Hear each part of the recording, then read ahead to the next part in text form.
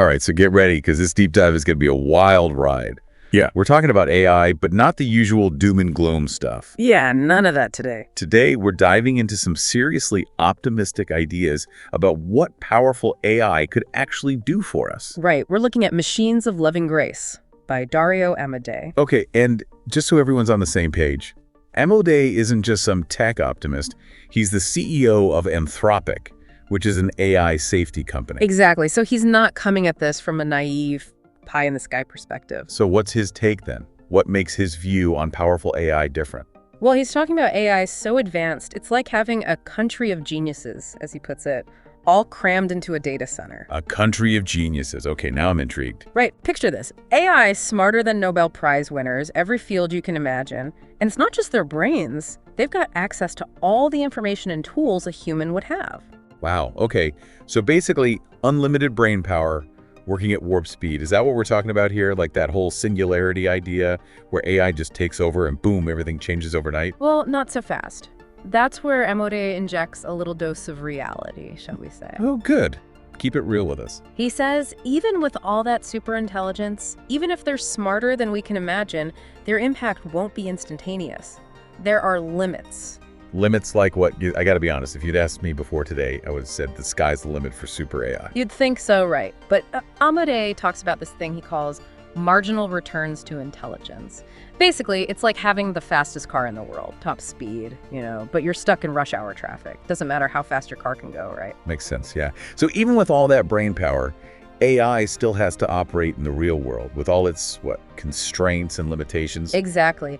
He lists a few key ones, like the speed of the physical world, right? Can't make a factory churn out products faster than physics allows, even with AI calling the shots. Right. It's not magic, after all. Exactly.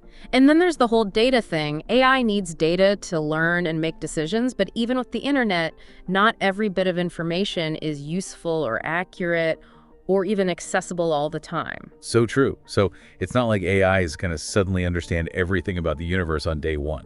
Not quite, no. And the thing is, even if it could, we humans have to be able to implement those AI solutions, and that takes time, too. We have our own limits. That's a good point. So even with super intelligent AI, it's not like everything changes overnight. There's still a process. Exactly.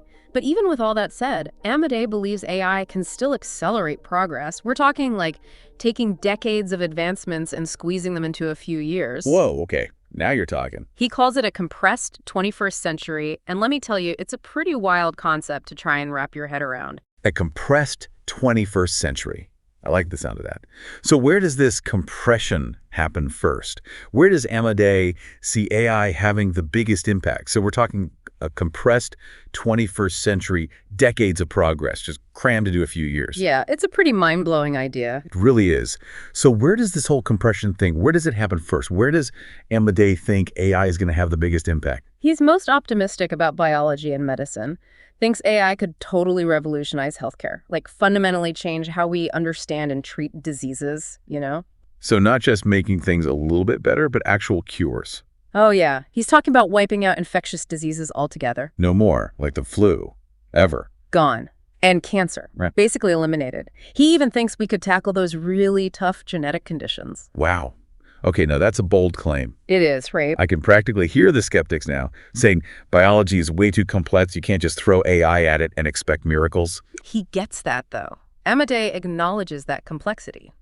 But he says that's actually why AI is so well suited for this. It's not just about analyzing data, it's about designing totally new research methods, testing hypotheses at a scale we can't even imagine, finding patterns in biological systems that would take us humans who knows how long to discover. So AI isn't replacing biologists. It's like their new superpowered lab partner. Exactly. He uses examples like CRISPR, remember that, gene editing, and gene sequencing, even something like discovering germs, right? Those were all big aha moments that unlocked tons of progress.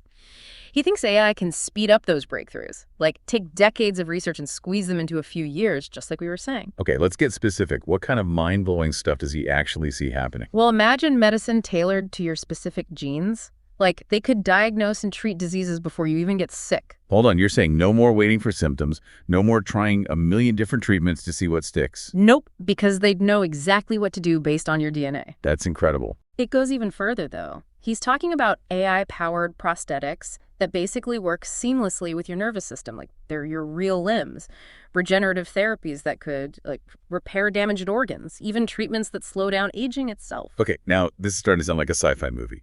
Doubling lifespans, regenerating organs. Are we going to live forever? He's careful he doesn't actually say that. He makes it clear these are all possibilities, not guarantees. But he does say that the biggest limit to scientific progress might actually be us, not the laws of nature. Like, our own ingenuity is holding us back, and AI could help us break through those barriers. I gotta say, even if only half of that stuff happens, we're talking about a total revolution in healthcare. Yeah. But, Yeah. it's not just about our bodies, right? Amodei also talks about what AI can do for our minds. Okay, so we've covered how AI could help us live longer, healthier lives. But what about the human mind? Can AI really have that same impact on how we understand and treat, mental health? Oh, absolutely. In fact, Amodei thinks AI could be just as revolutionary for neuroscience as it is for biology. He points out that a lot of the big breakthroughs in brain science came from new tools and techniques, stuff like fMRI, which lets us actually see brain activity in real time, or optogenetics. Okay, time for a quick explanation because not everyone listening is a neuroscientist. What is optogenetics? Imagine being able to target a single type of brain cell, like with pinpoint accuracy, and then you can turn it on or off just by shining a light on it. That's basically optogenetics. It's been huge for figuring out how different parts of the brain work. So it's like having a tiny little remote control for the brain. Kind of, yeah. It's super precise. Okay, that's wild. So where does AI come in? Amodei thinks AI can take those tools and make them even better. Imagine AI designing even more precise ways to, manipulate brain circuits, or sifting through these massive amounts of data from brain scans, finding connections and patterns that we never spot on our own. So we're talking about using AI to decode the brain, basically. Yeah, in a way. And here's the really cool part. Amodei thinks AI's own development can actually teach us a lot about how the human brain works. Wait, seriously? How does that work? Well, he talks about this thing called the scaling hypothesis in AI. Basically, it means that even simple learning algorithms, if you give them enough data, can start doing these incredibly complex, intelligent things. So by watching how AI learns, we could get clues about how our brains learn. Exactly. It's like AI is holding up a mirror to our own intelligence. And for mental health, the implications are huge. Yeah, I can see that. Amodei thinks AI could help us understand the root causes of things like depression, anxiety, even schizophrenia, and that could lead to totally new treatments. We're talking cures, not just managing symptoms. That's the goal, yeah. He actually thinks we could see a future where AI designs therapies that are personalized based on your brain activity, like literally rewiring neural circuits to address the underlying cause of the problem. He even says AI might be able to enhance our cognitive abilities, boost creativity, maybe even expand our emotional range. Okay, that's both exciting and kind of scary, all at the same time. Yeah.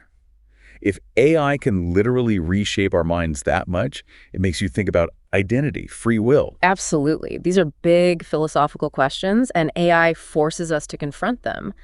But Amodei doesn't shy away from the ethical stuff. He's very clear that we need to develop AI responsibly.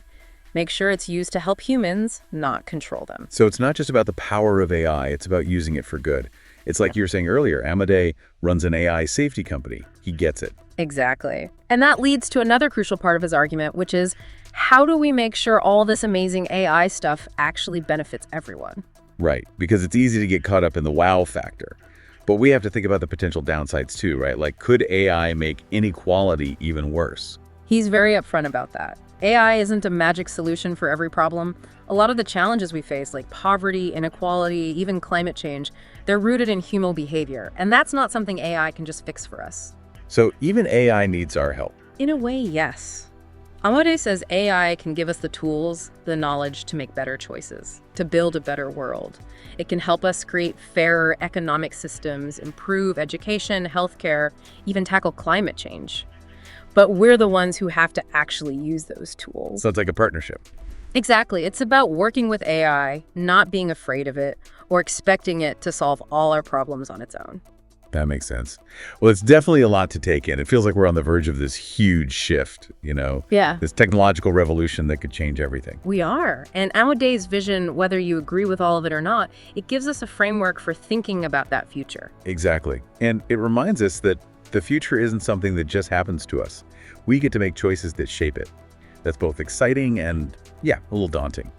But hey, that's what deep dives are for, right? That's right. To get us thinking, get us talking. So listeners, what do you think? Does Amodei's vision of the future excite you? Scare you? Let us know. Keep the conversation going over on our social media. This is a big one, folks, and we're all in this together.